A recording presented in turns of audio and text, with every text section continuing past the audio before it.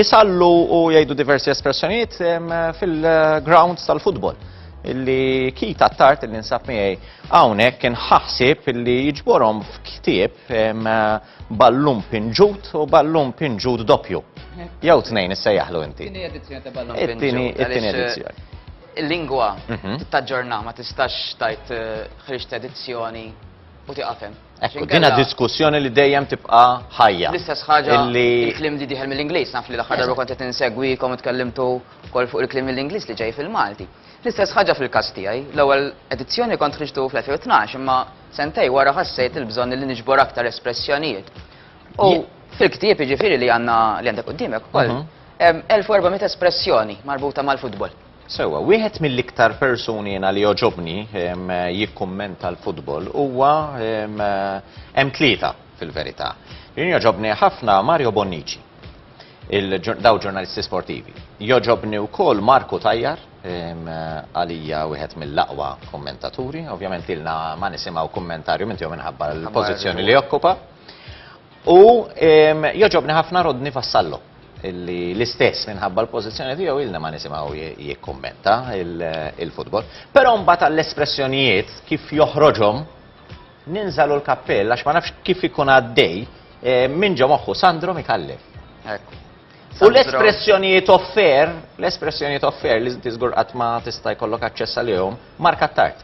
Mark Attart jagħmel kommentarju doppju dan. Inti semmejt ġurnalisti l-koll naħseb nafu bihom. Per eżempju Mario Bonnici kien wieħed mill-ġurnalisti li jeni fl-ewwel ktieb għaliex jiena mbagħad kont ikkonfermajt l-espressjonijiet li jintużaw. Fil-fatt meta tara ħanibda nsemmi wħud minnhom. Fetaħ mal-linja. Meta tgħidha fetaħ mal-linja. Fetaħ mal-linja għal xi plejer illi jagħti tqassima mal-linja flok jagħtiha ċentrali jagħtiha naħa jew fuq l-lemin jew fuq ix-xelluk. Dik hija iktar tradizzjonali, ma meta ngħidu falzjaħ. Il-falzjaħ. Il-falzjaħ daw espressjonijiet illi bħalhom ikun hemm uħud minnhom, pereżempju, waħda mill-iktar li toġobni bl-istess definizzjoni hija barmu għal ġewwa. Barmu għal ġewwa. Hija ħafna isbaħ, hija idiomatika, għandha l-istess definizzjoni. Hemmhekk tara l-arti fil- U għalhekk inti semmejt lil Sandro li huwa kreattiv bil-lingwa. Ħafna. U ma jfissirx li jekk hemm ġabra ta' espressjonijiet huma dawk biss. Tajjeb illi anke intom bħala preżentaturi, bħala kummentaturi, tkunu kreattivi kemm tistgħu bil-lingwa, għaliex il-lingwa hija arti wara kollox. Da dubju, mhux forsi mhux kulħadd juża bl-istess mod, imma dik tiddefinixxi bejn artist u min mhuwiex. Fost li qed nara nużawha ħafna di. Għadda bizbrix jew għadda zbrix. Għadda bizbrix, għal il-ballun li għaddi iħakkek mal-lasta kważi. Dik ukoll. Espressjoni oħra li ħassiba mniżla. U tajjeb li ninnotaw ukoll l-espressjonijiet metaforiċi fihom daw. Jien jekk ngħidlek arax il-ballun, pereżempju. Għal min forsi ma jafix arax il-ballun hija meta xi ħadd jixfut ma jwaslux. Fil-fatt meta kont nilgħab il-futbol jiena, il-coach kien jgħidilna wasluh il-ballun mhux tarxuh. Dik hija metafora. Metafora fis-sens li ma tfissirx li taqbad il-ballun u toqgħod tarxu, imma għandha definizzjoni. Arax il-ballun tfisser meta ma twasslux. Mir-riċerka tiegħek illi għamilt, ħafna jew aħjar il-maġġoranza tal-kliem li jintuża waqt partita futbol. Min fejn ġej eżatt? Għaliex ir-regolamenti il-bażi tagħhom huma Ingliżi. Mela tajb li nagħmlu distinzjoni bejn lingwaġġ tekniku u lingwaġġ espressjoni u idjomi u affarijiet bħal daw. Nibdew mill-lingwaġġ tekniku. Ħafna mill-espressjonijiet tekniċi bħal nomi u anke l-verbi ġej mill-Ingliż. Sewwa. Nieħdu pereżempju il-komuni. Player, autogol, free kick. Iffawlja. Iffawlja għandek fawl. Dak huwa lingwaġġ tekniku. Wara ġej mill-Ingliż u mbagħad għandek ukoll mit-Taljan, pereżempju ammonizzjoni. Ma t-Taljan interessanti li għandhom kważi kliem għal kollox. Il-Taljan u anka l-Franċiżi jivvintaw il-kliem huma. Sa ċertu punt, veru, ma issa jekk tara l-Sky, pereżempju, l-Sky huwa influenzat ħafna mill-lingwa Ingliża u allura jdaħħal. U ġieli għalkemm għandhom kalċa d'angolo, pereżempju, mhux l-ewwel darba li nisma' corner. Anka il-penalty għandhom kalċa di rigore, ma fl-istess ħin ġieli jħossu l-bżonn li jduru għall-Ingliż. Kważi jħossom li qed jagħmlu xi bravura.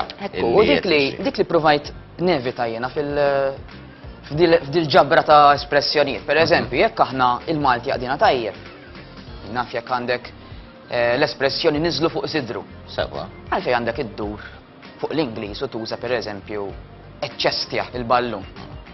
ma nkunx irid nimmaqdar lil kummentaturi. Le, hemmhekk naraħ- hawnhekk ħdimna flimkien, ġifieri dawn ma Hemmhekk kienx proġett. naraħ nuqqas. Huwa Għax nuqqas. wieħed ma użax il-kelma. Fejn għandek tiegħek, Mhm. tuża tiegħek. Ma fejn m'għandekx billi tissellef mill-Ingliż bħal fawl u free kick bħal dawn li semmejna. Mhm. Ma fiha xejn ħażin. Mbagħad pereżempju jien joġobni kliem bħal qed naraw azzjoni għaddejja u qaleb il-lob. Eżatt, dawk provajt nuża jien aktar Dikka milli bil-Malti biss nistgħu aktar milli ngħidu, ah. kelma, aktar provajt nuża espressjoni. Qaleb il-naħa, qaleb il-ballun.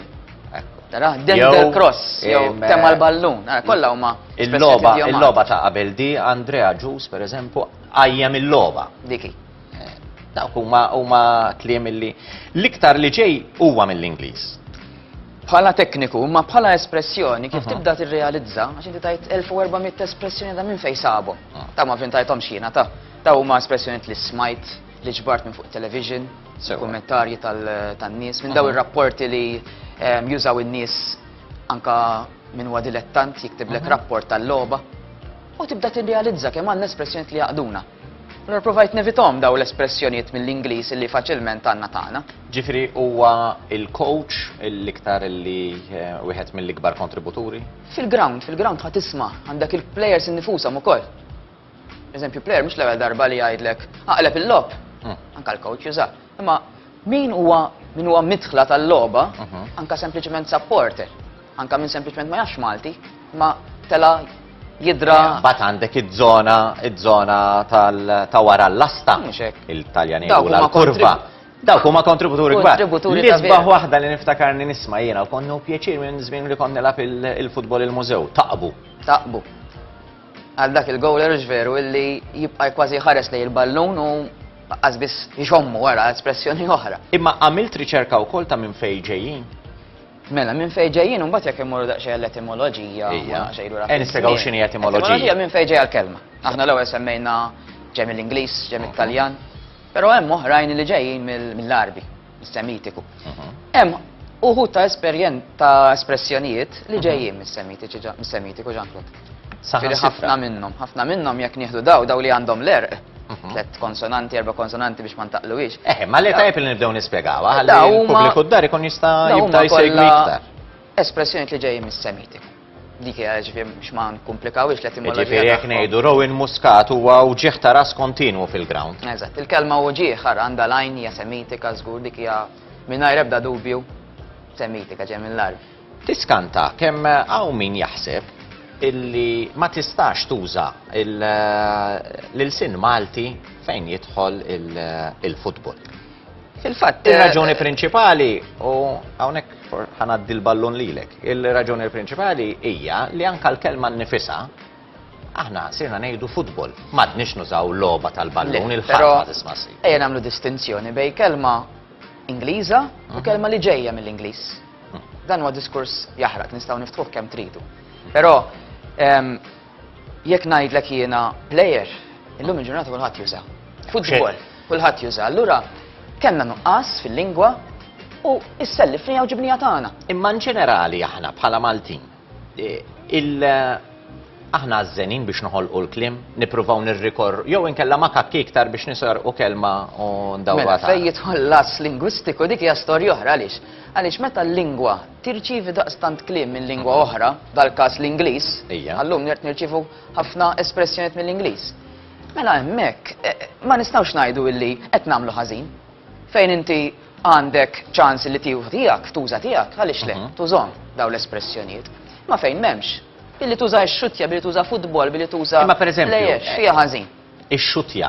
Ix-xutja għandek minn żgur qed isegwina u qed joqmos id-dar u jgħidlek imma dika mhux mill-Ingliż ġejja minn xott. Ġejja minn xott, però la m'għandniex espressjoni bil-Malti għaliha, stajna ħloqna tagħna. Imma mbagħad pereżempju ħad toħloq problema jiena hemmhekk dak li ktib illi qed iddawwar inti. Ija. Issuġġerejt xi kliem. Dak li ktib tibtu fl-2012. Pereżempju jiena qatt ma smajt keskes il-ballun. Dik espressjoni toġobni ħafna. Għandek ukoll meta xi ħadd jixxutja il-ballun il fuq. Juża ħafna pereżempju fil-kummenti tiegħu George Micallef dik. Sewwa. Però li kont ħanajt jiena hemmhekk issuġġerejt xi kliem. Pereżempju l-famuża throwing. Għallu li ma nistgħux nissuġġerixxu kelma għal throwing. Għattilhom hemm l-idea ta' titfa.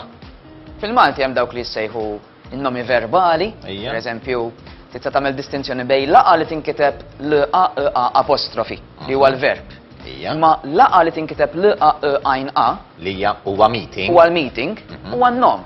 Sewa. Allora f'da sens jiena jekk hemm gowler għamel dik l-azzjoni, nista' ngħidlek jew laqa l-ballun. U allura tuża dak Huwa tal-apostrofu. il-verb l-ewwel waħda. Ma jekk ngħidlek għadu kif għamel laqa tajba, illum ma tintużax. Però meta kont qed nirriċerka gazzetti antiki fost l-oħrajn il-Berqa 1944, sibta ntużata di. Illum inqatat sfortunatament. U l-kelma li suġġerejt pereżempju għal throwing hija tefa li tinkiteb T-F-A. Però dak iż-żmien jiena 6 snin ilu kont naħsibha li tagħmel sens li tissuġġerixxi espressjoni fejn m'għandekx. Ma mbagħad tajta lill-ġurnalisti u jgħidlek illum indrat throwing għalfejn għandna noħolqu kelma ġdida. Mhux hekk, ġifier ma nimmaġina lil ħadd mill-kommentaturi pereżempju jgħidlek il-ballun mara l-tefa. Ullu minn qata, ġifieri kważi anka jiena li suġġerejta dak iż-żmien illum qiegħed kontrija, jekk kelma ndrat fil-Malti, fl-ebda reġistru, fl-ebda lingwaġġ, uża dik anke jġem mill-Ingliż, illum saret Maltija throwing. Bħalma saret Maltija, u din interessanti, li aħna il-kelma goal, imma mbagħad aħna ngħidlu skurja. Skurja, mill-Taljan mbagħad minn skor. Anka jużaw fl-Ingliż u fit-Taljan ukoll. Imma huma differenti. Huma differenti. Ma ngħidux il-gowlja, Ekku. aħna ngħidu skurja. Kompletament. Kompletament differenti. L-istess jekk wieħed juża throw-in, imma mbagħad tefa l-ballun. Ekku. Ma ngħidux throwja. Morna semitiku, għara tefa mbagħad. Għandna Però dak dik hija taħlit l-lingwa, kollu. għandek is-semitiku, r-romanzu u anka l-Ingliż. Free kick dirett. Free kick dirett, tara daħlet bħala espressjoni llum literalment Maltija. Kif tista' M'hemmx, dik hija bil-Malti llum vera ġejja mill-Ingliż imma saret Maltija. U jekk kelma oħra l-half time. Għal ħafna għandna il-mistrieħ.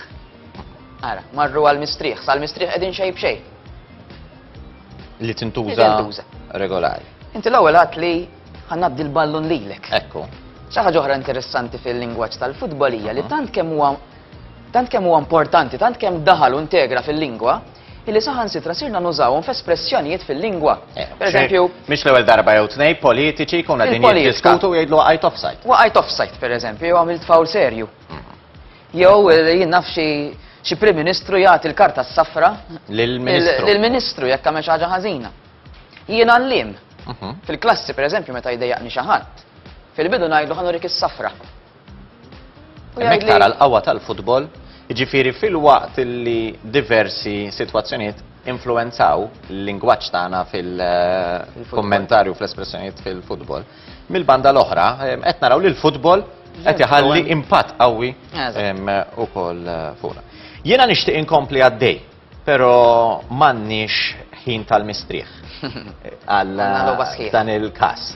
Ħajkonna mmorru għal telebeħ, min jaf jekk il-klim ta' telebeħ jinfluenzax ukoll lil dak kollu.